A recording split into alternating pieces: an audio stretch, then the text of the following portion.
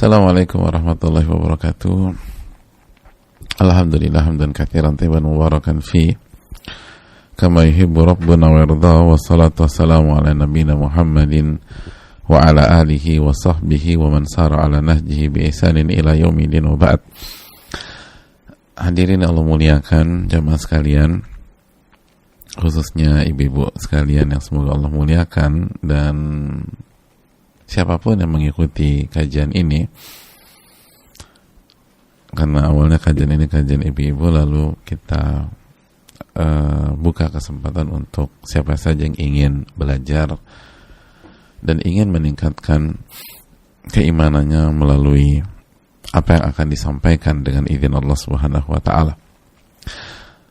Tidak ada kata yang pantas untuk kita ucapkan jamaah sekalian kecuali bersyukur kepada Allah atas anugerah yang Allah berikan kepada kita, sehingga kita bisa belajar, kita bisa menuntut ilmu, kita bisa meningkatkan iman kita dan ketakwaan kita kepada Allah Subhanahu wa Ta'ala. Dulu para ulama kita ketika mengajak untuk datang ke kajian, mereka menggunakan ungkapan ta'alau nu'min sa'atan, marilah kita beriman sejenak. Apa maksud beriman sejenak? Sejenak kita tingkatkan iman kita, karena iman itu perlu ditingkatkan, iman itu perlu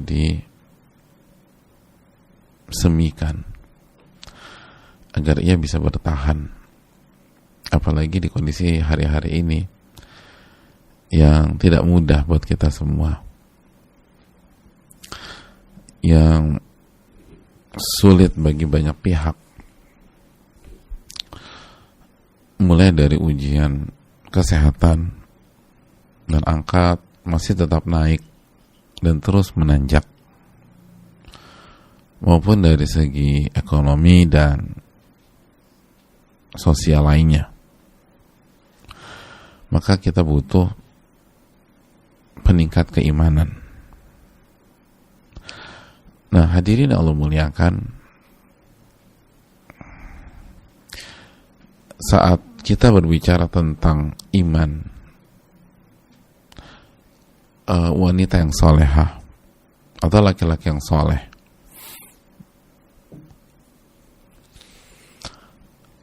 saat kita berbicara tentang bagaimana menjalani hari-hari ini dengan penuh kesabaran, sabar menjadi istri, sabar menjadi ibu, sabar menjadi anak, atau sabar menjadi orang tua. Gak mudah loh ngedampingin anak-anak sekolah online seperti hari-hari ini. Hari-hari ini kita merasa capek banget, letih banget, dan terasa banget jadi ibu, karena kita harus dampingi mereka. Dampingi anak-anak yang seringkali hanya pakai seragam atasan doang gitu loh, karena online, bawahannya udah suka-suka. Tapi itulah dinamika pada hari-hari ini. Nah, gimana sih kita bisa bertahan, kita bisa sabar? Maka ada satu kata yang tidak boleh terluput dari seorang muslim atau muslimah kalau kita benar-benar ingin sabar dan istiqomah di kondisi yang gak mudah ini. Kata itu adalah hidayah taufik. Ya, hidayah taufik. Hidayah yang akan merubah ini semua. Hidayah itu petunjuk, dan taufik artinya yang membuat seseorang itu menerima kebenaran dan mengamalkan kebenaran. Karena betapa banyak orang baca petunjuk nggak diamalin.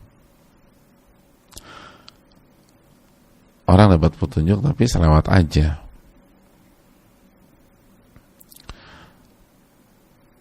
Yang membuat kita jadi wanita solehah, jadi istri yang solehah, jadi ibu yang baik, adalah ketika petunjuk itu benar-benar masuk ke dalam diri kita, membuat kita berubah dan kita bisa amalkan dalam kehidupan kita sehari-hari. Nah, timbul sebuah pertanyaan, apakah taufik itu diberikan oleh Allah Subhanahu wa ta'ala begitu saja, atau karena ada sebuah alasan? Jadi apakah taufik itu benar-benar gift dari Allah Subhanahu wa ta'ala yang udah dikasih gitu aja? Pokoknya udah nih, ini taufik dikasih buat Mbak Mawar ya, misalnya sebut saja Mawar, tanpa ada alasan sama sekali. Atau ada sesuatu hal yang membuat dia mendapatkan taufik sehingga dia bisa berubah, sehingga dia berubah jadi wanita yang awalnya panikan, mulesan, menjadi wanita yang penuh dengan kesabaran, ketenangan, dan keanggunan. Wanita yang nggak bisa jaga lisan, yang kerjanya ngomongin orang terus biasanya. Jadi seorang wanita yang tahu kapan bicara dan kapan diam.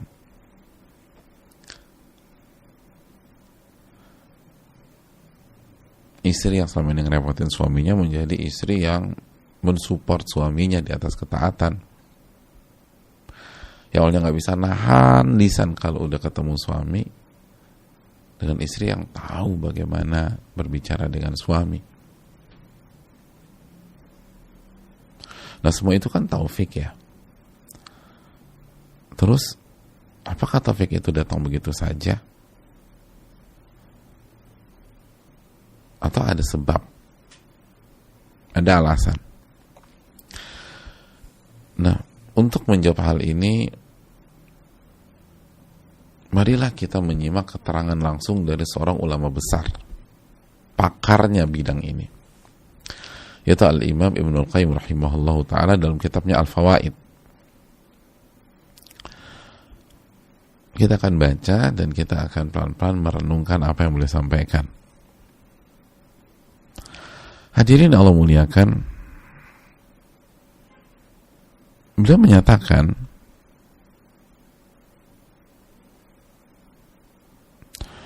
bahwa فَإِذَا كَانَ الْمَحَلُّ قَابِلًا لِنِعْمَةِ بِحَيْثُ يَعْرِفُهَا وَيَعْرِفُ قَدْرَهَا وَخَطَرَهَا وَيَشْكُرُ الْمُنْعِمَ بِهَا وَيُثْنِي عَلَيْهَا بِهَا وَيُعَظِّمُهُ عَلَيْهَا وَيَعْلَمْ أَنَّهَا مِنْ مَحْضِ الْجُودِ وَعَيْنِ الْمِنَّةِ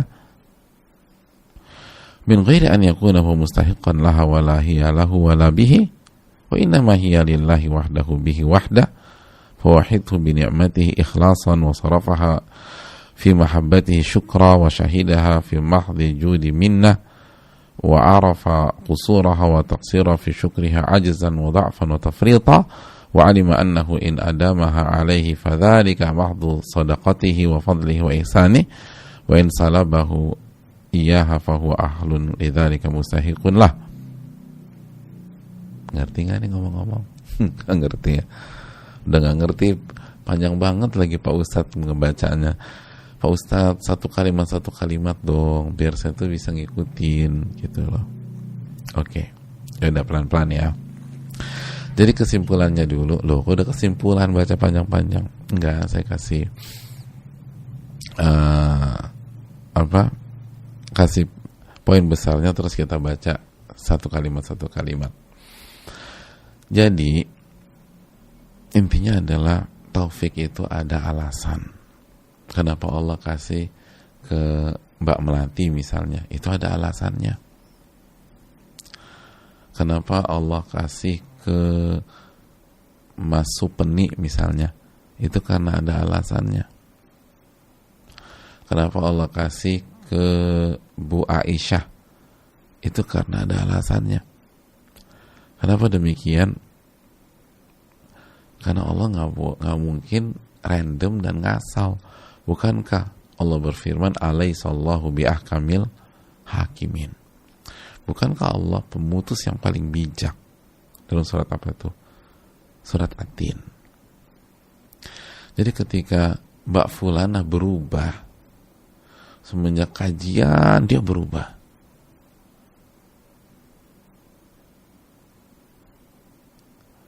Jadi Mbak Aisyah ini semenjak kajian banyak sekali perubahan rasis. Sholat jadi oke, mulai khusyuk, mulai baca Quran, lalu akhlaknya berubah. Yang dulu itu tadi lisannya itu nggak bisa dijaga, nyablak dan seterusnya, jadi sekarang tuh anggun aja, nggak tertarik ngomongin orang kecuali yang baik-baik saja. Nah, ketika Mbak Aisyah berubah, itu ada alasannya. Kenapa Mbak Aisyah yang dikasih taufik?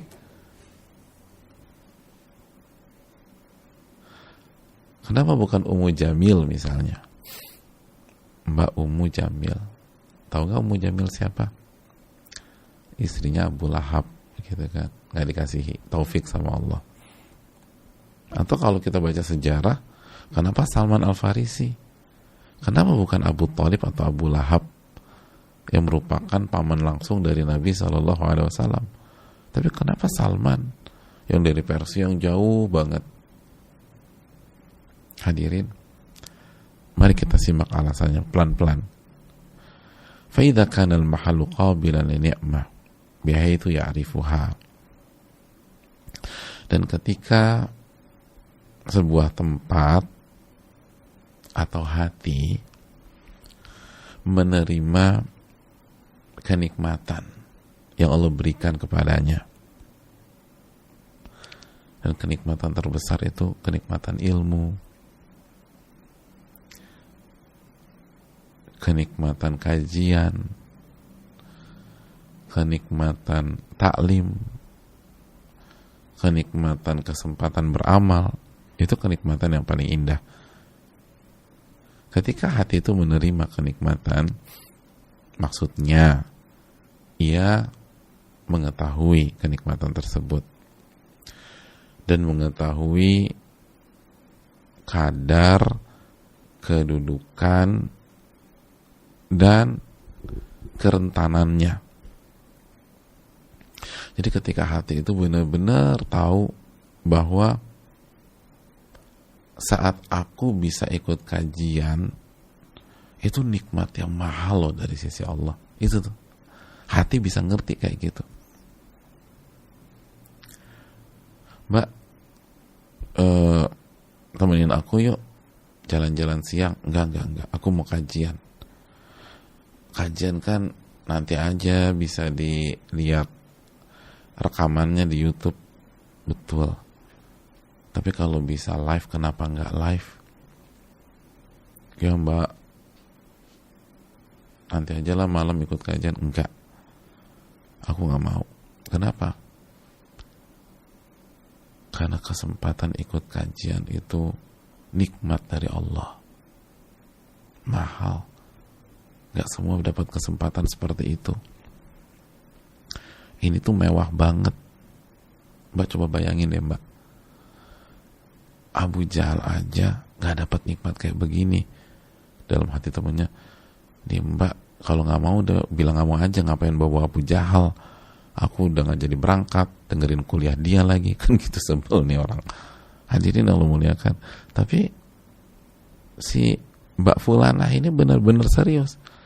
Aku gak mau ketinggalan. Karena ini nikmat yang sangat mewah, sangat mahal. Bisa ikut kajian, bisa dapat ilmu, bisa dapat kesempatan merubah diri jadi wanita soleha. Enggak. Ini mahal banget, ini mewah banget, ini sesuatu banget. Dan ini rentan. Kalau saya nggak ambil kesempatan, belum tentu saya dapat kesempatan itu. Memangnya ada yang jamin saya masih hidup nanti malam? Dengan enaknya aja bilang, kan bisa diikut, kan bisa nyimak nanti malam di rekamannya. Iya benar, tapi emangnya saya masih hidup nanti malam? Saya nggak tahu. Yang jelas kesempatan ini di siang hari ini. Jadi orang ini sadar banget bahwa ini adalah kenikmatan besar dari Allah. Dan tahu kalau disia-siakan ini bahaya buat dia. Ini bukan hanya sekedar kajian 1 jam atau 1,5 jam. Ini bukan tentang ayat-ayat Allah Subhanahu wa taala yang bisa kita dengar atau bisa kita lupakan. Ini itu anugerah. Kita lanjutkan. Wa yashkurul mun'ima biha. Dan dia bersyukur sama yang memberikan nikmat tersebut. Dia bersyukur kepada Allah Subhanahu wa taala. Karena Allah yang memberikan nikmat. Wa yuthni alaihi biha. Lalu dia puji Allah Subhanahu wa taala. Wa yu'azzimuhu 'alaiha. Dan bukan hanya ia puji, ia muliakan dan diagungkan.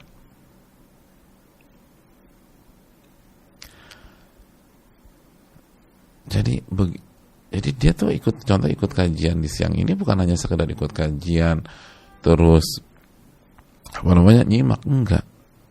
Apalagi nyimak sambil rebahan, enggak begitu. Itu sambil nyimak tuh sambil benar-benar ngerasa, ya Allah beruntung banget aku ya. Alhamdulillahilladzi bi ni'matihi tatimmu sholihat gitu. Bersyukur sama Allah. Lalu dia puji, alhamdulillah banget, alhamdulillah.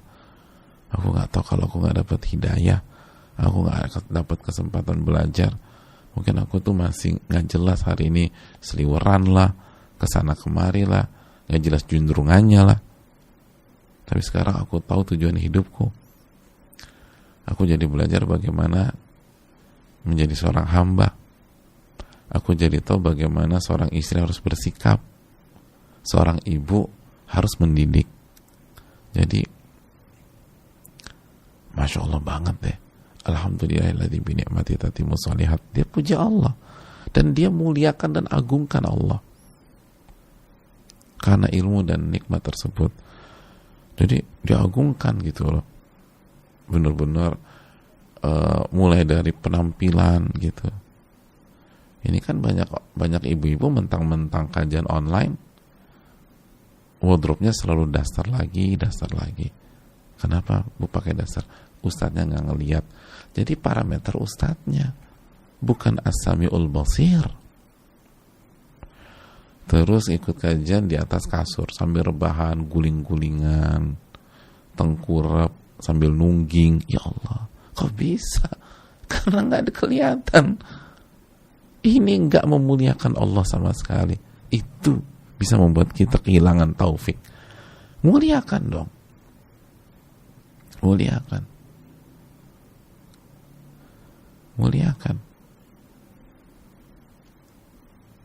Imam Malik itu, jamaah sekalian,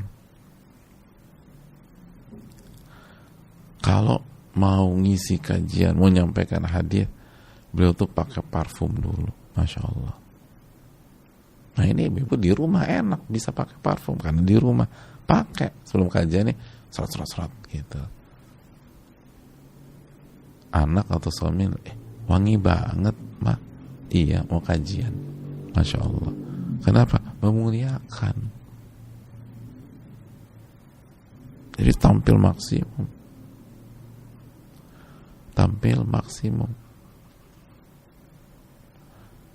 Itulah Imam Malik. Abdurrahman bin Mahdi, Al-Imam Abdurrahman bin Mahdi itu di kajiannya diem, tenang, nggak ada yang ngeraut pensil kalau di era itu ya. Artinya nggak ada suasana yang berisik atau mengundang perhatian kecuali beliau sebagai pusat perhatian. Kenapa memuliakan? Jadi kita muliakan Allah Subhanahu wa taala. Kita muliakan. Duduknya juga yang benar selama kajian. Jangan bicara ini mentang-mentang online, ngobrol aja, angkat telepon, lalu balas WA. Enggak, bukan begitu caranya. Harus mentakzim. Dan begitu selesai kajian tuh dibaca lagi, diresapi, berusaha diamalkan itu. Jadi ada takzim. Masya Allah, aku dapat ilmu yang luar biasa ya, gitu loh. Oke, kita lanjutkan. Wa ya'lamu annaha min mahdil judi wa 'ainil minnah min ghairi an yakuna huwa mustahiqan laha wala hiya lahu wala bihi. Lalu dia merasakan bahwa ini murni dari kedermawanan Allah Subhanahu wa taala. Ini murni nikmat dari Allah Subhanahu wa taala, anugerah dari Allah. Tidak ada unsur bahwa dia layak mendapatkan itu. Artinya orang yang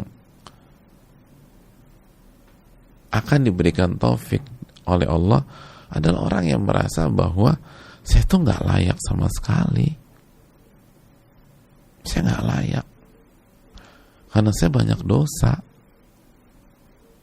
saya banyak khilaf. Tapi ini murni dari Allah, murni dari Allah. Ini anugerah dari Allah Subhanahu wa taala. Bukan karena faktor sayanya. Kalau faktor sayanya memang nggak akan saya dapatkan ini. Wa innama hiya lillahi wahdahu wa bihi wahdah. Ini itu karena Allah dan dengan pertolongan Allah, gitu. Ini karena Allah dan dengan pertolongan Allah.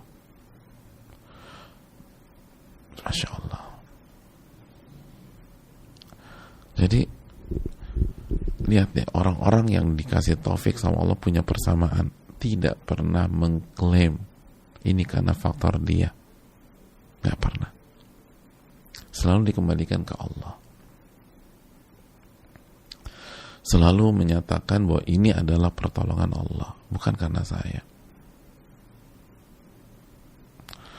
bukan karena saya. Itu jamaah sekalian.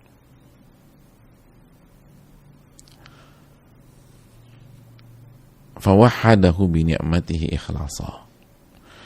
Maka orang tersebut akan mentauhidkan Allah Subhanahu wa taala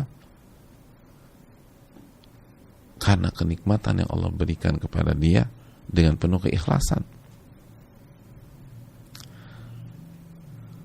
Dan kenikmatan itu dia akan gunakan di hal-hal yang dicintai oleh Allah sebagai bentuk syukur. Nah itu.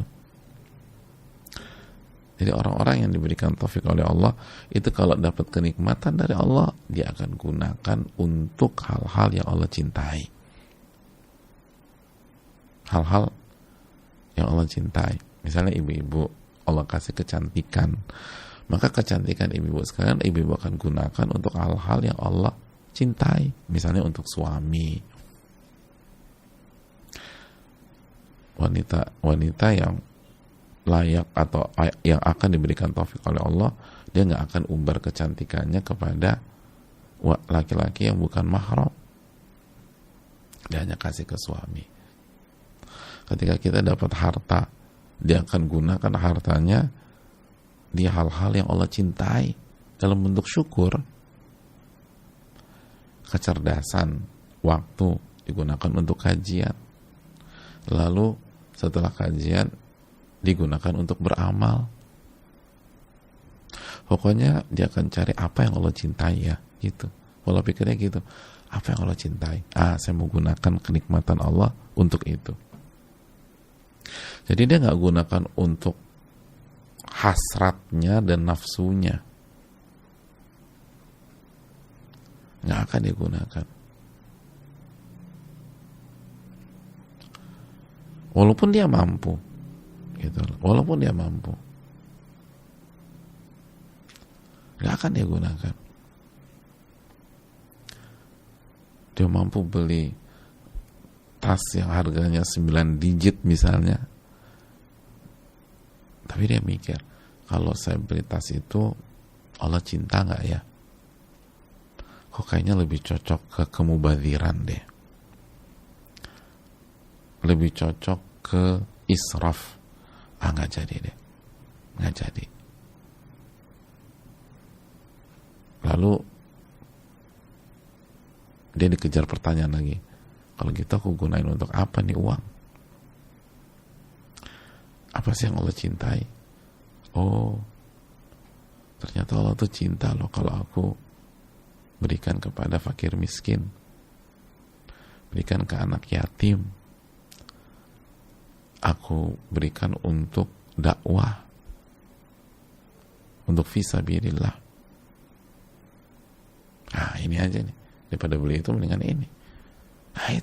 Itu calon orang-orang yang dapat taufik itu begitu cara berpikirnya. Ketika dia dapat kenikmatan, dia akan gunakan di kotak yang Allah cintai. Wa syahidaha min mahdhi judihi minna. Dan dia benar-benar menyaksikan bahwa semua yang dia dapatkan dan dia peroleh itu murni kedermawanan Allah Subhanahu wa taala dan nikmat dari Allah, bukan dari kita. Murni. Gak ada aku, gak ada saya. Gak ada. Gak ada sama sekali. Dan sebaliknya, begitu ada unsur akunya, itulah awal dari hilangnya taufik dan tidak akan berubah selama-lamanya walaupun tiap saat ngaji. Hadirin yang Allah muliakan, ingat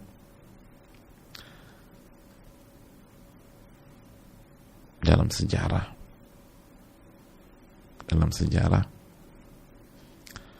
ada dua nama besar yang sama-sama dikasih kekayaan oleh Allah Subhanahu wa taala,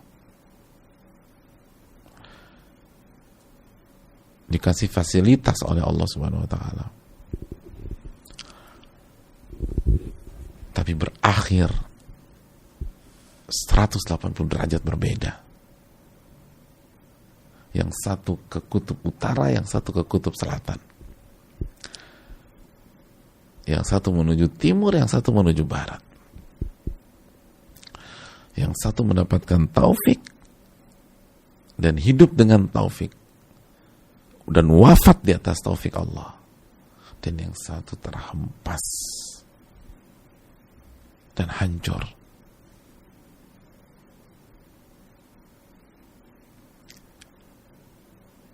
Padahal sebelumnya ia berinteraksi dengan firman-firman Allah.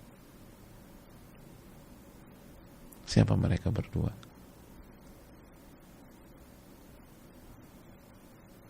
Nabi Sulaiman dan Qarun. Masya Allah. Dua sosok yang sama-sama Allah kasih kekayaan. Dua sosok yang sama-sama Allah kasih fasilitas dunia. Yang satu mendapatkan taufik, yang kedua tidak mendapatkan apapun. Padahal dua-duanya tahu ilmu.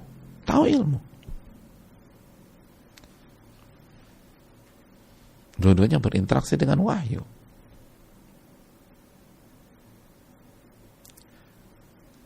Sebagian para ulama menjelaskan Qarun itu membaca Taurat. Sebagaimana Nabi Sulaiman nabi, dapat wahyu. Apa yang membedakan? Lihat, langsung Allah yang jelaskan, bukan kita lagi yang beranalisa. Coba kita buka surat An-Naml ayat 40. Hadza min fadli rabbi liyabluwani aashkuru am akfur. Lihat, ketika Nabi Sulaiman dikasih kenikmatan, dikasih harta, dikasih kekuasaan oleh Allah, apa ucapannya? Apa kalimat yang meluncur dari lisannya? Hadza min fadli rabbi. Ini semua karunia dari Rabbku. Karunia dari Rabbku. Liyabluwani aashkuru am akfur. Untuk menguji aku. Apakah aku bersyukur? Atau aku justru kufur nikmat? Subhanallah. Hadza min fadli Rabbi. Ini adalah karunia dari Rabbku. Itu Nabi Sulaiman. Dan mari kita berpindah ke Qarun. Apa yang dia katakan? Mari kita buka surat Al-Qasas ayat 78. Qarun mengatakan, innama utituhu ala ilmin indi. Sesungguhnya aku mendapatkan ini semua karena ilmu yang aku punya. Allahu Akbar. Lihat. Timur dan barat, utara dan selatan. Sosok pertama semua diserahkan kepada Allah.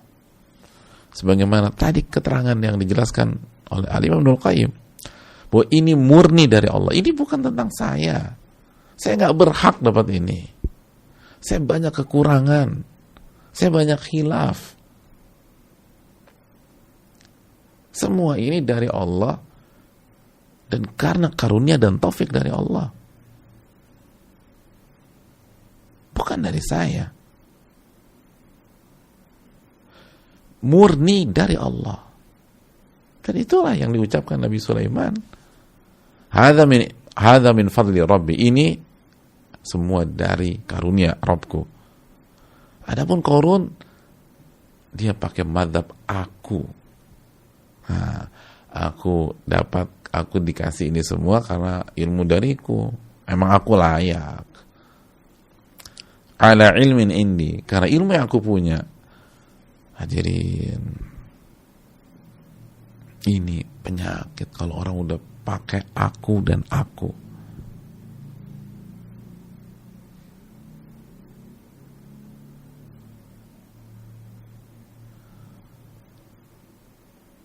Karena aku yang buat ini. Aku yang ajak dia. Dakwah di sini aku yang ngerintis. Karena aku ustadznya. Kamu nggak tahu siapa panitia di kajian ini? Aku. Ya gini aja lah ibu-ibu sekalian. Gimana perasaan ibu-ibu sebagai istri kalau suami itu fasihnya ngomong begini, kamu lupa ya siapa pemimpin di rumah ini? Aku.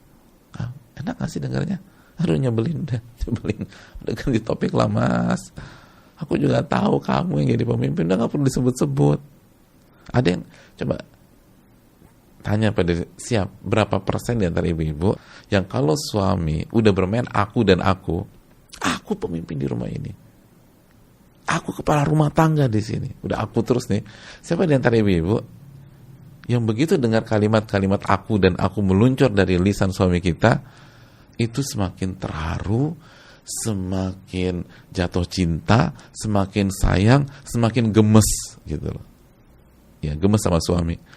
Ya Allah beb, aku gemes banget loh sama kamu. Kenapa? Itu kamu sering ngomong aku dan aku. Gak ada istri kayak begitu. Semakin suami aku dan aku, semakin ilfil, semakin malas.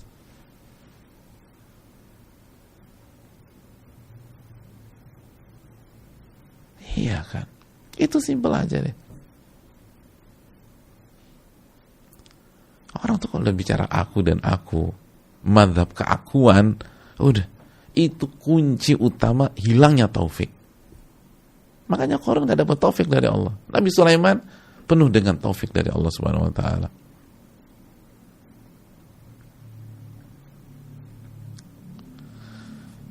Kan itulah ciri-ciri orang mendapatkan taufik. Orang-orang yang berubah, yang benar-benar bukan hanya ngaji ya, tapi hidupnya berubah dengan ilmu yang Allah berikan. Ini polanya tuh demikian.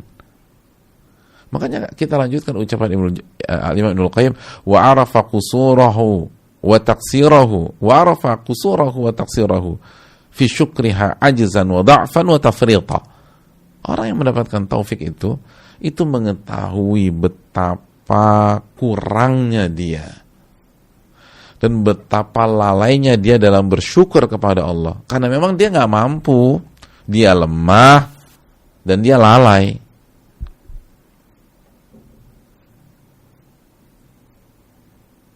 Orang-orang yang dapat taufik selalu punya ciri ini. Ini karakter yang gak bisa dipisahkan dari orang yang punya taufik. Mereka selalu mengakui kelemahannya, kekurangannya, dan ketidakmampuannya dalam bersyukur secara sempurna, karena memang dia lemah, dia gak mampu, dan dia lalai. Dan ini semua karena kebaikan Allah kepada dia. Wa alima annahu in adamaha alaihi fadzalika mahdhu sadaqatihi wa fadli wa ihsani. Dan dia tahu benar ketika Allah terus kasih nikmat ke dia, itu benar-benar murni sedekah dari Allah kepada dia, karunia yang Allah berikan kepada dia, dan kebaikan yang Allah kasih kepada dia. Dan lihat, wa in salabahu iyyaha fahuwa ahlun lidzalika mustahiqun lah. Dan kalau suatu waktu Allah ambil nikmat itu dari dia, maka orang yang Allah kasih taufik, yang layak dapat taufik itu, yang Allah pilih untuk mendapatkan taufiknya, dia merasa memang saya berhak menjadi orang yang Allah cabut nikmatnya karena saya banyak kekurangan, gitu. Lihat, ketika kalau suatu waktu Allah ambil nikmat dari dia, dia nggak down, dia nggak terpuruk, dia nggak jatuh, tapi dia sadar memang saya layak kok diperlakukan seperti ini. Saya belum jadi hamba yang baik, saya belum jadi hamba yang bersyukur. Ya wajar kalau Allah ambil lagi. Masya Allah.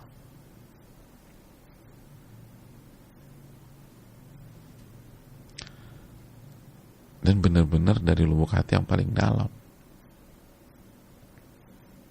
Jadi dia nggak terpuruk ketika misalnya Allah kasih penyakit. Kenapa? Ya memang saya layak. Siapa saya?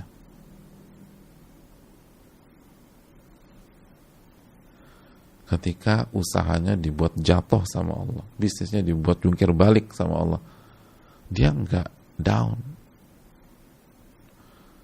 dia nggak galau. Mbak, kok nggak galau sih mbak? Bisnis mbak kan hancur-hancuran sekarang. Ya, selama ini kan bisnis saya maju hanya karena kebaikan Allah. Sekarang Allah ambil lagi, ya karena memang saya layak. Saya tahu diri lah. Selama ini Allah kasih saya belum bisa jadi hambanya yang bersyukur. Jadi memang saya layak diambil lagi sama Allah Subhanahu wa Ta'ala. Gitu aja, tuh simpel. Semoga dengan ini bisa menggugurkan dosa-dosa saya ya, dan bisa mengangkat derajat saya. Itu bukan marah-marah, karena saya layak. Selama ini saya belum bisa jadi hamba yang baik, belum bisa jadi hamba yang baik. Ingat, bukan minder ya, bukan minder, dan bukan putus asa, bukan. Tapi dia tahu diri itu penting. Sekarang nih kita nggak tahu diri, marah-marah, kesel. Kenapa nih bisa berantakan? Ya memang Anda banyak dosa, gimana nggak berantakan? Kita nih nggak tahu diri. Nah, karena kita nggak tahu diri, begitu ada masalah salahin orang. Salahin orang. Begitu ada masalah salahin suami. Begitu ada masalah salahin teman. Ini karena teman saya nih, hadirin, Nabi SAW itu menghadapi orang munafik di tengah-tengah barisan, Abdullah bin Ubay bin Salul dan lain-lain. Itu kurang jahat apa teman-teman yang statusnya munafik? Tapi apakah memudaratkan Nabi SAW? Tidak, enggak.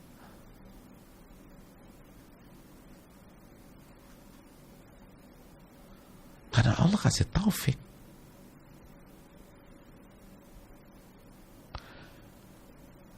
Jadi ini keterangan mahal lah dari Al-Imam Ibnul Qayyim. Kalau ingin dapat taufik, mentalnya harus seperti ini.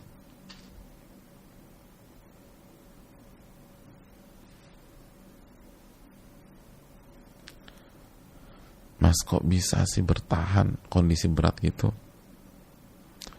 Gini loh Pak, selama ini saya hidup nyaman itu bukan karena saya berhak, itu karena karunia dari Allah. Itu kebaikan Allah.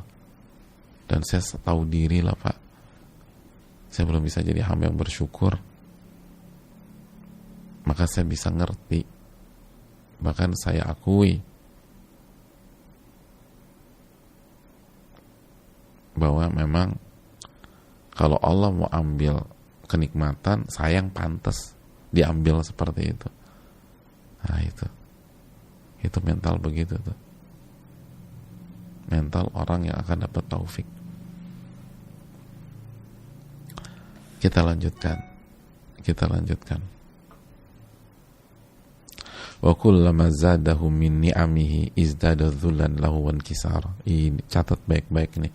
Orang yang akan Allah kasih taufik itu mentalnya semakin banyak nikmat Allah, dia akan semakin merasa diri rendah, semakin merasa diri hina di hadapan Allah, semakin inkisar tuh, aduh udah apa sih, udah nggak punya bergen apapun deh, udah deh sama Allah, udah nggak punya posisi tawar lagi, udah hancur semua deh, hancur, udah pecah belah, inkisar, pecah udah, gengsinya udah pecah, pride-nya sudah pecah, terus harga dirinya udah pecah, habisan dikasih terus sama Allah. Dan di hari-hari yang sama kita maksiat lagi sama Allah, kita lupa bersyukur sama Allah, kita melakukan kemungkaran lagi, kita terjatuh ke dalam dosa. Jadi udah, aduh aku nggak tahu muka aku mau taruh di mana. Pernah sih ngerasa kayak gitu?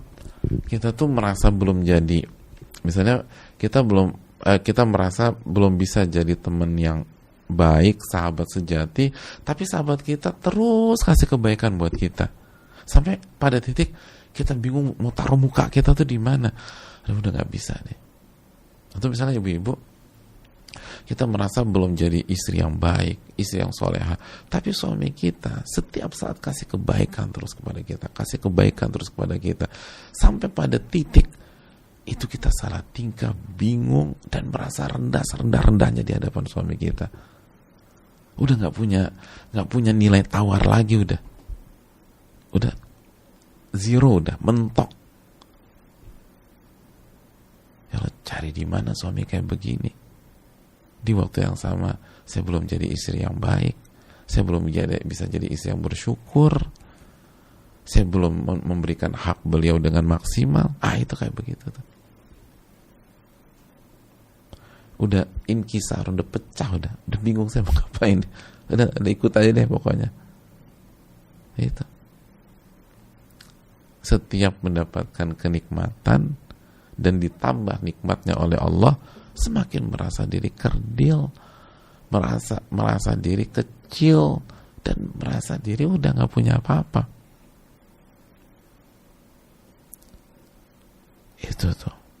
Bukan justru bangga, sombong, merasa tinggi, emang aku layak ya karena performaku selama ini.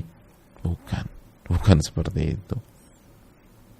Semakin merasa kerdil aja, ya Allah, kok bisa ya Allah baik banget ya, hari ini aku maksiat, tadi pagi tuh subuhku tuh hampir kesiangan, tapi ya Allah hari ini Allah masih kasih anak-anak yang baik banget sama aku. Hari ini Allah masih jaga suamiku.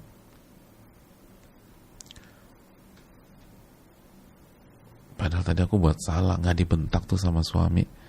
Itu siapa yang jaga amarahnya kalau bukan Allah? Padahal tadi subuh aku tadi tuh hampir kesiangan. Aduh, aku udah gak tahu deh mau taruh muka aku di mana di hadapan Allah. Udah gak punya apa-apa. Itu aku udah deh. Memang aku kerdil kok. Aku kecil. Itu semakin ditambah nikmatnya semakin begitu tuh. Dzullan lahu wankisaran wa khudu'an baina yaday. Dan semakin tunduk di hadapan Allah. Tunduk, ya udah deh. Pokoknya aku nurut aja deh, gitu kan. Orang tuh kalau udah merasa kecil, udah merasa kerdil, udah merasa nih orang kok baik banget sama aku, padahal aku belum ngasih apa-apa buat dia. Udah, nanti sampai pada satu titik, udah pokoknya aku nurut aja deh sama dia. Dia mau kemana aku ikutin. Nah, apalagi Allah Subhanahu Wa Taala.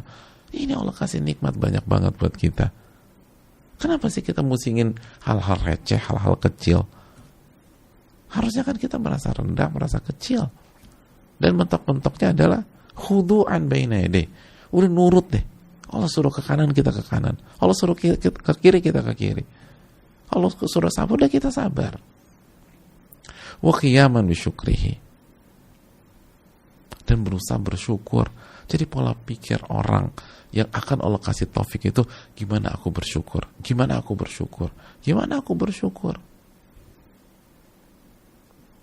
Bukan kerjanya nuntut hak terus, padahal kewajibannya berantakan. Ini berpikirnya, gimana aku bersyukur sama Allah ya? Gimana aku bersyukur sama Allah ya? Wa khasyatan lahu subhanahu an yaslubahu iyaha li'adami bi'adami taufiyatihi syukraha. Dan di samping dia berpikir gimana ya aku bersyukur, ada ketakutan juga yang hinggap di dalam hatinya. Khawatir Allah cabut ini semua. Allah cabut ibadah yang selama ini diberikan, taufik yang selama ini dikasih. Kenapa? Karena diri ini belum bisa bersyukur dengan baik. Diri ini belum bisa bersyukur dengan benar. Diri ini belum bisa bersyukur dengan sempurna. Ada ketakutan tuh. Kama salaba ni'matahu amman lam ya'rifha wa lam yar'aha haqqa ri'ayatiha. Sebagaimana, kenapa dia takut? Karena dia merasa belum maksimal bersyukur. Dan dia tahu bahwa Allah pernah mencabut, atau selama ini Allah mencabut nikmatnya dari orang-orang yang tidak mengenal nikmat tersebut. Tidak tahu diri, tidak tahu bahwa nikmat itu dari Allah, dan tidak menjaga nikmat itu dengan sebenar-benar penjagaan. Iya kan? Ya simpel aja, sebagai seorang istri ini, masa sih kita nggak takut Allah cabut nikmat kita yang bernama suami yang baik, suami yang soleh, sedangkan kita membaca kisah Nabi Nuh, kisah Nabi Lut. Ya Allah, ibu-ibu sekalian, punya suami seorang nabi itu dambaan semua wanita. Dambaan semua wanita. Siapa yang, wanita mana yang gak pengen suaminya tuh nabi? Punya suami nabi itu dambaan semua wanita. Siapa yang gak pengen punya suami nabi? Jangankan nabi, siapa yang gak pengen punya suami hafal Quran, rajin tahajud? Itu aja ya Allah, kita nih udah berpikir pengen punya suami kayak begitu. Pengen punya suami menguasai sunnah Nabi SAW dan diamalkan. Padahal bukan Nabi, ini suaminya Nabi, ibu sekalian. Suaminya Nabi, Nabi Nuh, Nabi Lut. Tapi ketika tidak bisa bersyukur, dicabut sama Allah. Dicabut sama Allah Subhanahu wa Ta'ala. dicabut sama Allah Subhanahu wa taala.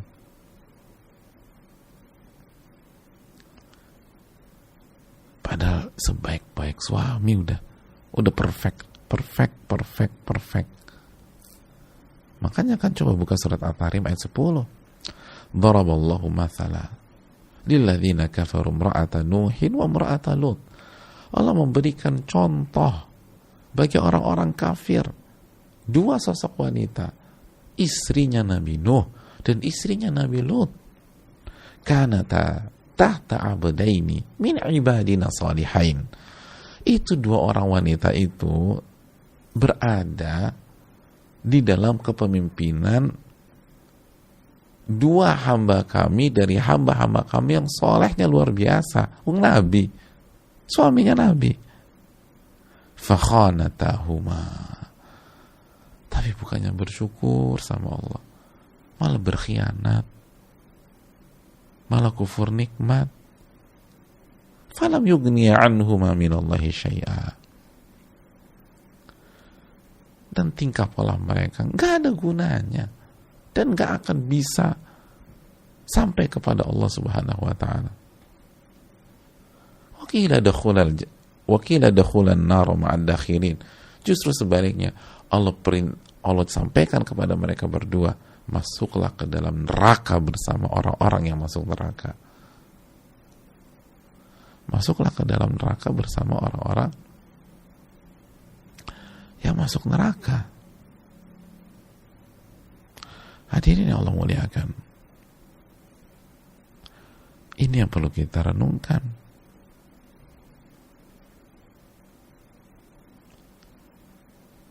Jadi kan kita ini ketika mendengar kisah istrinya Nabi Nuh, Nabi Lut, takut kan? Ya Allah, jangan sampai Allah cabut nikmat yang bernama suami yang soleh misalnya karena ini. Iya sih, suamiku tuh hanya seorang jamaah kajian, tapi benar juga ya, dia baik banget, dia udah sabar ngadepin aku aja nggak sabar ngadepin diriku sendiri. Iya benar juga ya, kan sering banget ibu tuh bilang, aku nggak sabar. Loh, ibu aja nggak sabar ngadepin diri sendiri. Jadi bayangkan betapa hebatnya suami ibu sekalian. Nah itu disyukuri. Dan harus ada rasa takut, jangan sampai Allah ambil tuh gara-gara kita nggak punya performa yang bagus, atau nikmat kajian, nikmat ilmu. Kenapa? Karena kita nggak bersyukur selama ini. Dikasih ilmu nggak diamalin, dapat kiriman link nggak pernah diikutin tuh kajian, nanti Allah cabut, repot gitu jamaah. Jadi ada rasa takut gitu jamaah sekalian. Karena apa? Fa in lam yashkur ni'matahu wa qabalaha bi dhiddi ma yaliku an yuqabala bihi salabahu iyyaha wala bud. Karena apabila seseorang itu tidak bersyukur atas nikmat Allah dan justru meresponnya dengan sebaliknya, maka Allah akan cabut nikmat itu. Allah akan cabut nikmat tersebut.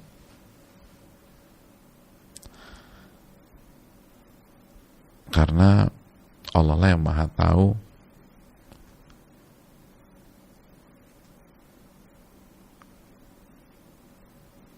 siapa yang paling berhak. Maka orang-orang yang Allah berikan taufik adalah orang-orang yang mengetahui kedudukan sebuah nikmat, lalu mereka menerima dan meresponnya dengan positif. Mereka mencintai nikmat-nikmat tersebut dan mereka gunakan di kotak atau di bidang yang Allah cintai, dan mereka tidak bosan-bosannya bersyukur dan memuji Allah Subhanahu wa taala.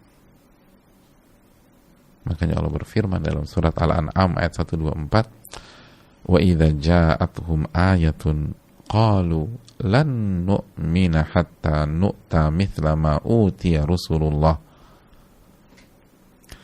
Ketika datang sebuah ayat kepada mereka, Mereka mengatakan kami nggak akan beriman sampai kami dikasih apa yang diberikan untuk Rasul-Rasul Allah.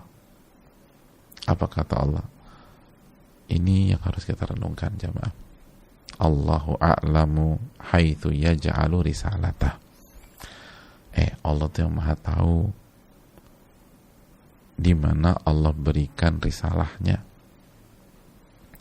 Allah tuh maha tahu kepada siapa Allah berikan taufiknya. Allah tuh maha tahu ke ibu-ibu yang mana Allah kasih taufiknya. Siapa ibu-ibu setelah ikut kajian berubah jadi lebih baik, dan siapa ibu-ibu setelah ikut kajian gak ada perubahan, justru hatinya semakin kotor. Nah, Allah yang maha tahu siapa yang dapat ini dan siapa yang dapat itu, dan gak mungkin ketukar, gak mungkin ketukar. Allahu a'lamu haitsu yaj'alu risalatah. Allah yang maha tahu kepada siapa Allah berikan risalahnya, Allah berikan hidayahnya, Allah berikan taufiknya, Allah berikan ilmunya. Gitu jamaah sekalian.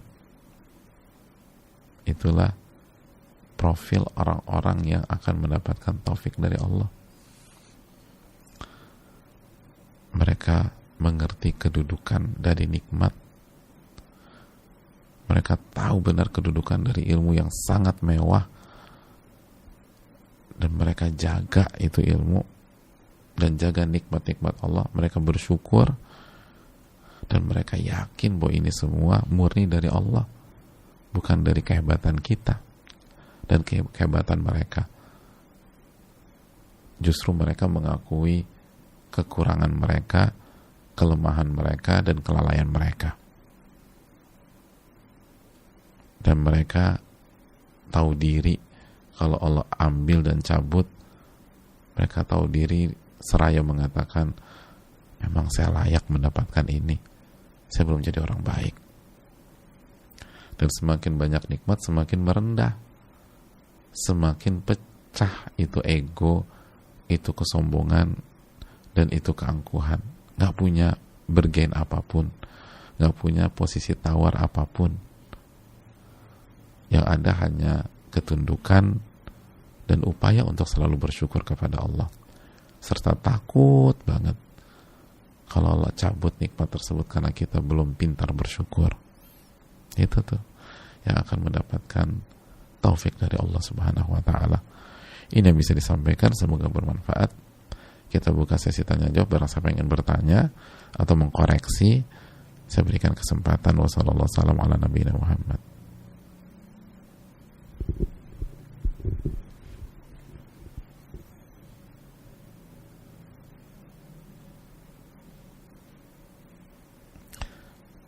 Pertanyaan pertama, Assalamualaikum. Waalaikumsalam. Saya mau bertanya apa saja tips untuk mendapatkan hidayah, dan bagaimana kita bisa ikhlas kalau hidayah sudah kita dapat, dan hidayah itu bagaimana sih, dan dengan cara apa hidayah itu kita dapat atau datang ke kita. Terima kasih. Assalamualaikum. Waalaikumsalam warahmatullahi wabarakatuh. Terima kasih atas pertanyaannya. Ini mah kita ulang kajian lagi dari awal. Itu inti kajian kita tuh itu. Oh, kata panitianya ini pertanyaan sebelum kajian dimulai. Masya Allah. Hebat nih. Dan ini pertanyaan sebelum kajiannya dimulai. Luar biasa lah. Jadi itu tadi jamaah. Orang-orang yang Allah kasih taufik dan hidayah hanyalah orang-orang yang tahu kedudukan, keutamaan nikmat itu sendiri, sehingga mereka menghargai nikmat itu, sehingga mereka menjaga nikmat itu dan bersyukur kepada Allah, dan meyakini bahwa semua ini dari Allah, bukan dari kemampuannya, bukan dari kehebatannya.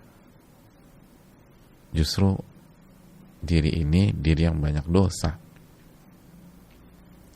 dan semakin banyak kenikmatan semakin merasa kerdil, merasa kecil, merasa nggak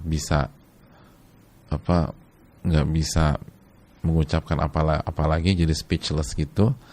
Yang ada udah aku tunduk aja lah sama Allah, aku nurut deh, aku bersyukur karena udah nggak bisa dijawab dengan apapun.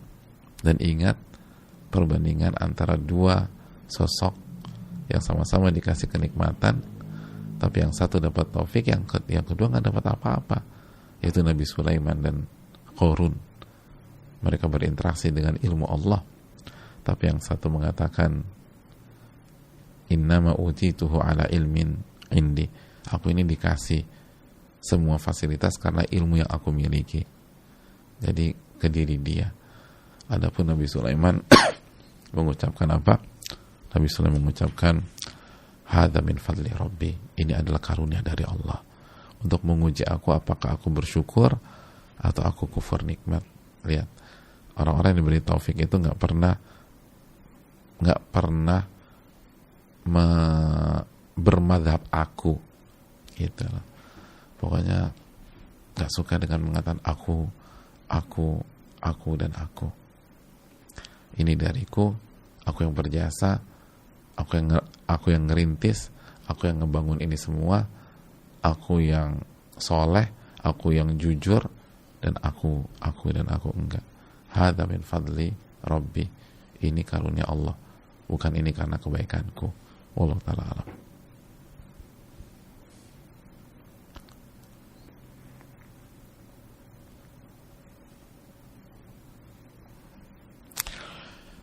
Bismillah, semoga Ustadz, keluarga, dan kaum muslimin selalu dijaga oleh Allah. Amin ya rabbal alamin. Bagaimana cara menghadirkan rasa selalu diawasi oleh Allah? Terkadang ketika hendak bermaksiat selalu mengingatkan diri bahwasanya Allah melihat kita, akan tetapi kalah oleh hawa nafsu. Jazakallahu khairan. Ini PR kita semua ya. Siapa di antara kita dengan mudah melakukan ini? Enggak. Ini butuh pengorbanan. Dan ketika saya menjawab ini bukan berarti saya lebih baik daripada yang bertanya atau kita semua, tapi inilah amanat yang harus disampaikan, bahwa cara yang terbaik adalah ma'rifatullah, mengenal Allah subhanahu wa ta'ala. Cara yang terbaik adalah dengan memberikan porsi yang besar untuk tauhid asma wa sifat, nama-nama dan sifat-sifat Allah subhanahu wa ta'ala. Dan kita mengetahui Allah subhanahu wa ta'ala melihat kita bukan di kepala kita, tapi di dalam hati kita.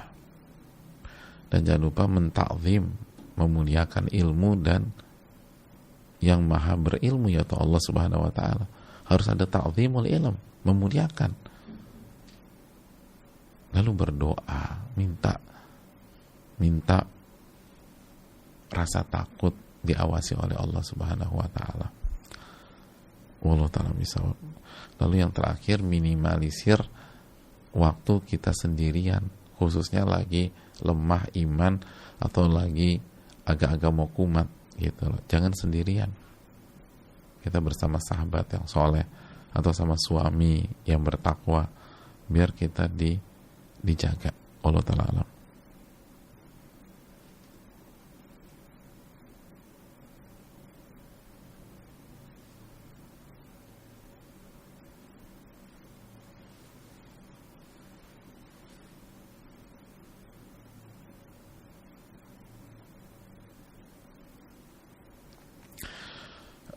Bismillah, assalamualaikum, waalaikumsalam. Afwan Ustadz, ingin bertanya begini Ustadz, saya sudah hijrah namun ada satu perbuatan haram yang masih saya kerjakan, padahal ana tahu dosa dan akibat dari perbuatan maksiat tadi, dari perbuatan maksiat, tapi ana masih tetap saja melakukannya. Apakah Allah belum ridho dengan hijrah ana atau ada solusi Ustadz untuk meninggalkannya? Ya hadirin Allah muliakan, masih ingat nggak hadis tentang kisah pembunuh 99 nyawa plus 1 itu? 99 nyawa plus 1. Apa yang diminta oleh ahli ilmu itu? Yaitu keluar dari negerinya ke negeri yang soleh, keluar total, keluar secara total, gitu jemaah sekalian. Dan itulah firman Allah dalam surat Al-Baqarah 208, ya ayyuhalladzina amanu udkhulu fis-silmi kafah, wahai orang-orang yang beriman, masuklah ke dalam Islam secara totalitas. Secara totalitas. memang tidak mudah. Dan apa yang dirasakan oleh atau yang sedang dijalani oleh yang bertanya, saya rasa dijalani juga oleh banyak teman-teman yang berjuang dalam hijrah. Artinya mungkin ada 1-2 hal yang masih susah banget ditinggalkan. Dan ingat loh, dosa tuh bukan hanya yang zahir. Kita belum bicara dosa hati, dosa yang berkaitan dengan keikhlasan, dosa cinta dunia, dosa kurang tawakal, dan dosa-dosa yang lain. Siapa di antara kita bisa hijrah 100% langsung? Gak bisa. Ini butuh tahap, butuh berproses. Maka saran saya, terus melangkah, belajar, dan minta pertolongan sama Allah. Minta pertolongan. Iyyaka na'budu wa iyyaka nasta'in. Hanya kepada Engkau kami beribadah, dan hanya kepada Engkau kami meminta pertolongan. Mintalah pertolongan agar Allah kuatkan kita. Wallahu ta'ala bishawab.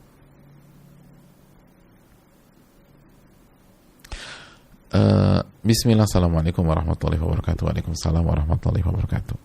Semoga Ustaz senantiasa dalam lindungan Allah dan senantiasa diberkahi Allah dalam setiap waktu. Amin ya rabbal alamin.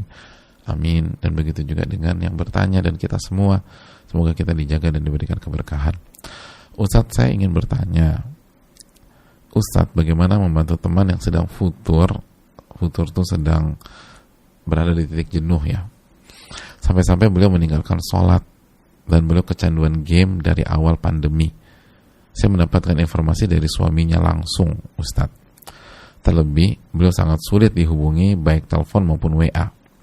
Dan suaminya meminta saya bersama teman-teman lainnya untuk berkunjung ke rumahnya, untuk bertemu dengan beliau. Lalu beberapa hari yang lalu kami ke rumahnya, sekedar mengobrol santai, menanyakan kegiatan beliau saat pandemi ini. Dan beliau sama sekali tidak merasa bahwa beliau sedang futur. Saya sangat sedih, karena kami bertemu di majelis ilmu, dan kami berteman karena Allah, sehingga saat saya mendapatkan kabar seperti itu, saya sedih, Ustaz. Mohon nasihat Ustaz, jazakallahu khairan. Ya. Terima kasih.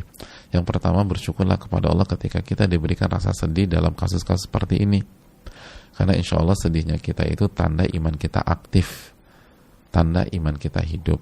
Jadi bersyukurlah kepada Allah. Karena kan kata Nabi apa? La yu'minu ahadukum hatta yuhibba li akhihi ma yuhibbu li nafsi. Tidak beriman salah seorang dari kalian sampai dia menginginkan untuk saudaranya apa yang dia inginkan untuk dirinya sendiri.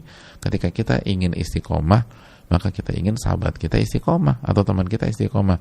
Dan ketika dia tidak istiqomah, kita sedih, itu tanda keimanan. Jadi bersyukurlah kepada Allah.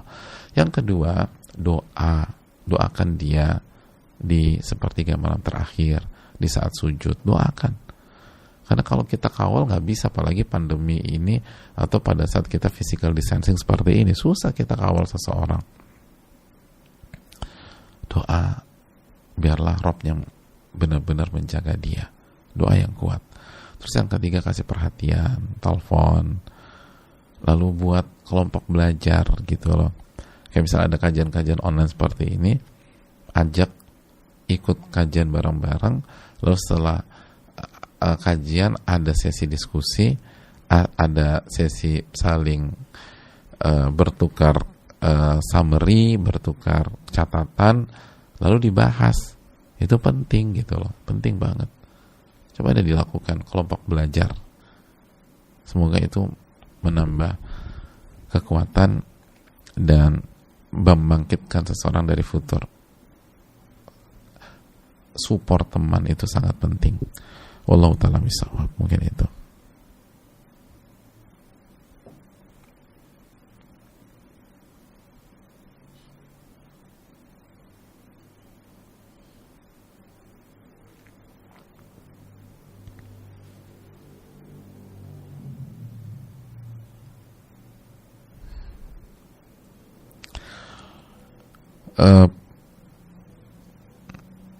Semoga Ustadz beserta keluarga kaum muslimin senantiasa diberikan perlindungan oleh Allah. Amin ya rabbal alamin.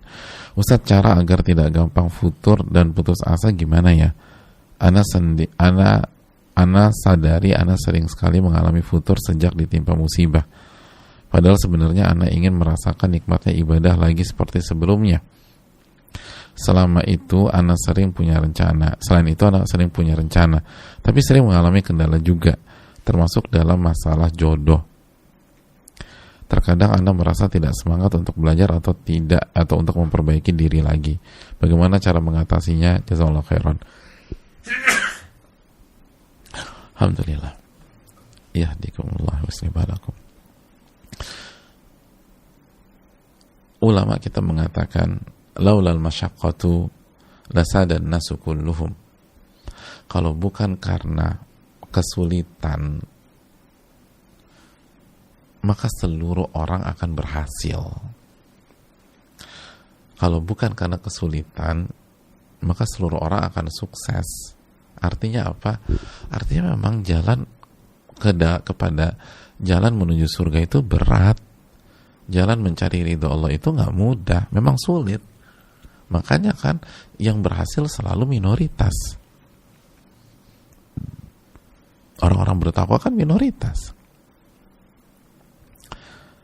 Yang ranking 1 dulu mayoritas atau minoritas? Minoritas. Juara kelas minoritas. Juara olimpiade minoritas. Semua orang sukses itu minoritas. Kenapa bisa minoritas? Karena mayoritas manusia gak mau capek, gak mau letih, gak mau susah, gak mau menghadapi kesulitan, maunya instan, dan tidak ada kesuksesan dengan instan. Lihat Nabi SAW, 13 tahun beliau harus merasakan sakitnya, ditekan, dihina, dicela, bahkan sahabat-sahabat beliau disiksa di kota Makkah selama 13 tahun. Lalu beliau harus berangkat ke Madinah, lalu berjuang lagi di Madinah. Semua itu adalah bukti bahwa konsepnya adalah sebagaimana yang kita katakan. Dan ujian kita ini gak ada apa-apanya dibanding ujiannya Nabi SAW dan para sahabat. Maka coba tawakal kepada Allah. Ihris ala ma yanfa'uk wasta'in billah wala ta'jaz atau wala ta'jiz. Nabi SAW bersabda, berusahalah dan berjuanglah mengerjar apa yang bermanfaat bagi Anda, minta pertolongan kepada Allah, dan jangan lemah. Wallahu ta'ala bisawab.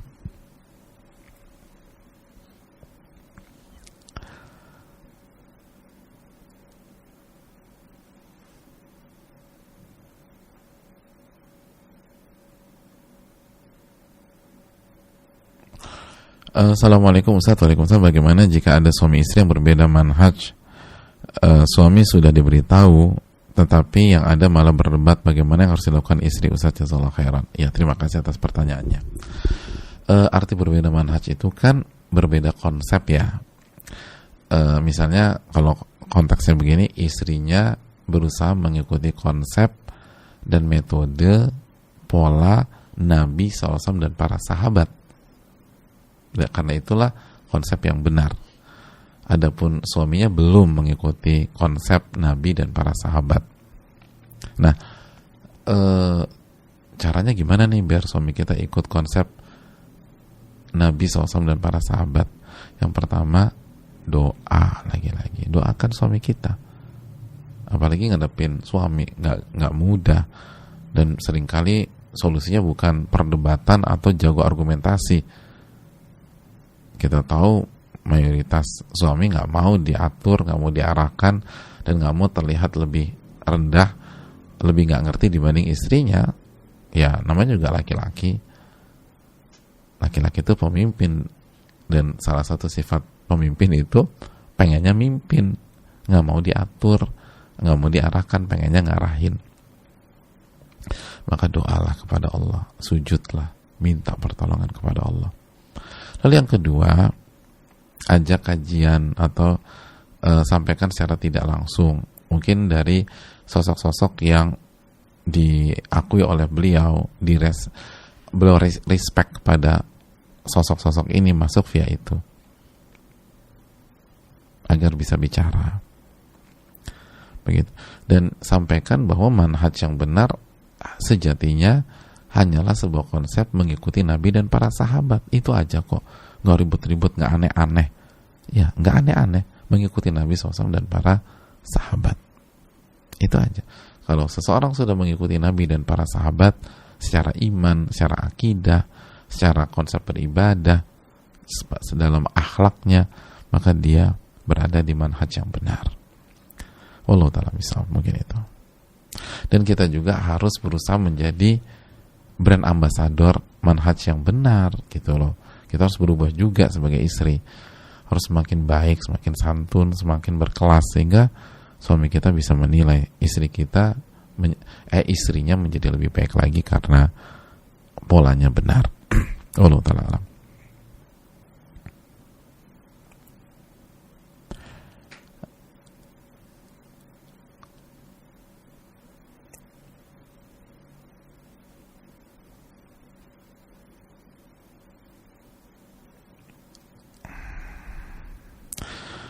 Assalamualaikum warahmatullahi wabarakatuh. Waalaikumsalam warahmatullahi wabarakatuh.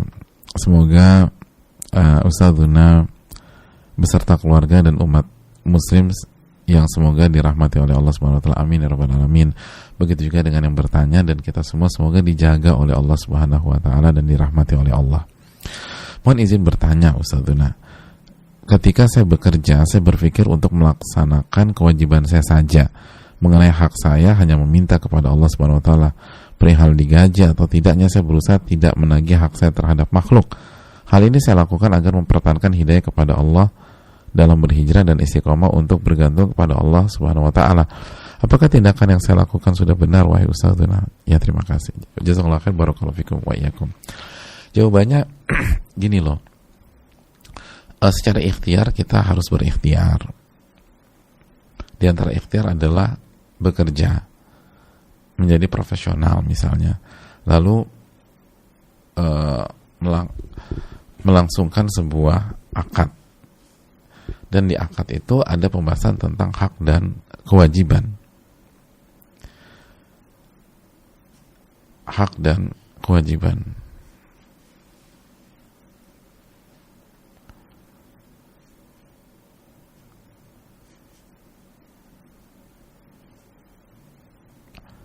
Hak dan kewajiban. Dan di hak itu akan dibahas salary dan lain-lain. Nah, kita tahu konsep tawakal itu adalah hati ini bergantung kepada Allah sambil berikhtiar semaksimal mungkin. Nah, berarti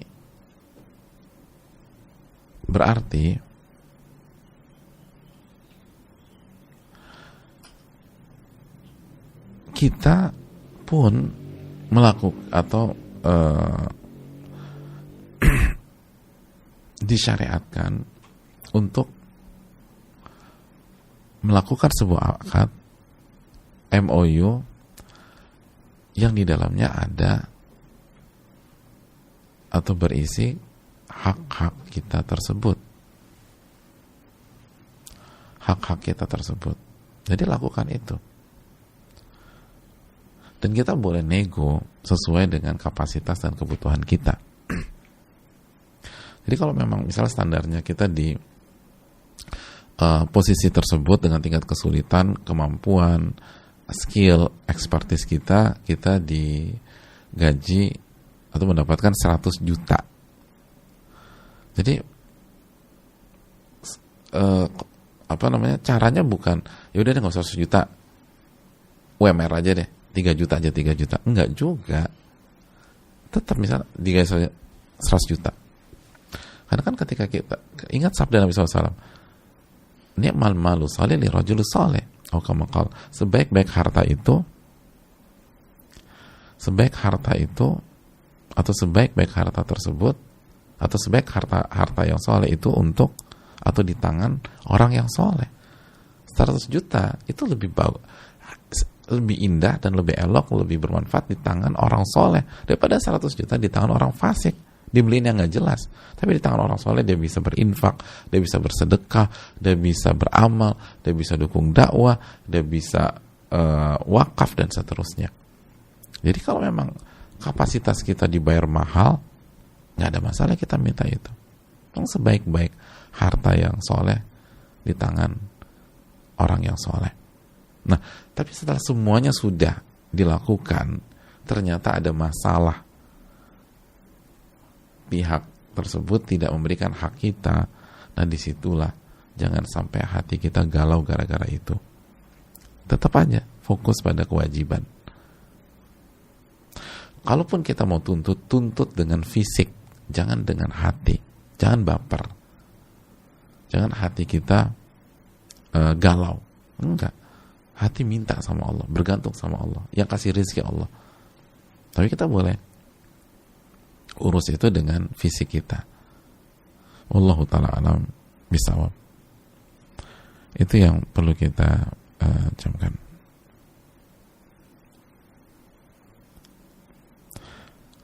Jadi ikhtiar dengan maksimal, tapi hati gantungkan kepada Allah Subhanahu wa ta'ala.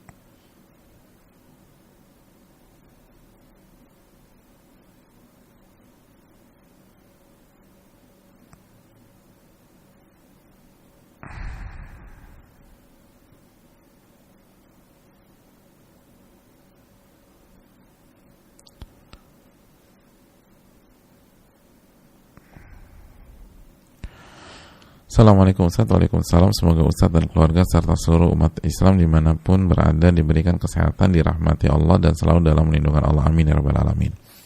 Izin bertanya, dalam kajian waktu itu dijelaskan anak adalah ujian bagi orang tuanya, serta musibah yang menimpa seseorang dikatakan sebagai akibat dari dosa yang dikerjakan.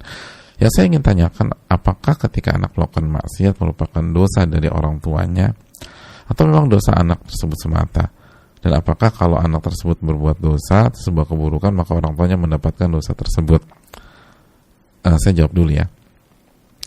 Jawabannya adalah tergantung. Kalau anak itu berdosa atau melakukan maksiat karena ketidakmaksimalan orang tua dalam mendidik anak tersebut, maka orang tua pun ikut kena masalah. Orang tua ikut bertanggung jawab.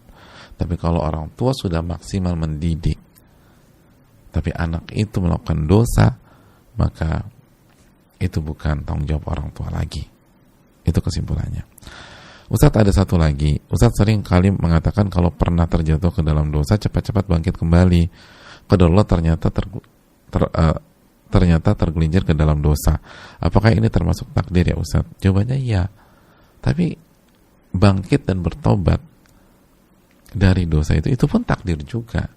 Jadi tetap semangat dalam bertobat. Ramadan kemarin saya sangat berusaha untuk bangkit kembali. Alhamdulillah atas rahmat Allah saya dapat mengikuti kajian serial Riyadhus Shalihin yang sedang mengkaji bab taubat dan sabar. Rasanya bersyukur sekali bisa mengikutinya. Mohon nasihatnya Ustadz, karena selalu merasa bersalah dengan diri yang telah zalim dengan diri sendiri dan merasa telah berbohong kepada Allah. Rasanya malu telah diberi nikmat selama ini. Jazakallahu khairan. Ya, ini kan seperti keterangan Ibnu Qayyim tadi. Jadi semoga apa yang dirasakan penanya adalah tanda kebaikan, adalah tanda orang yang akan diberikan taufik oleh Allah, asal tetap bermain dengan pola ini, merasa tahu diri, nggak pantas, dan ini semua adalah pemberian dan karunia dari Allah semata. Saya rasa cukup sampai di sini. Terima kasih banyak atas pertanyaan dan atensi semuanya. Semoga Allah SWT memberikan taufik kepada kita untuk bisa mendapatkan ilmu yang bermanfaat dan melindungi kita dari ilmu yang tidak bermanfaat. Wassalamualaikum warahmatullahi wabarakatuh.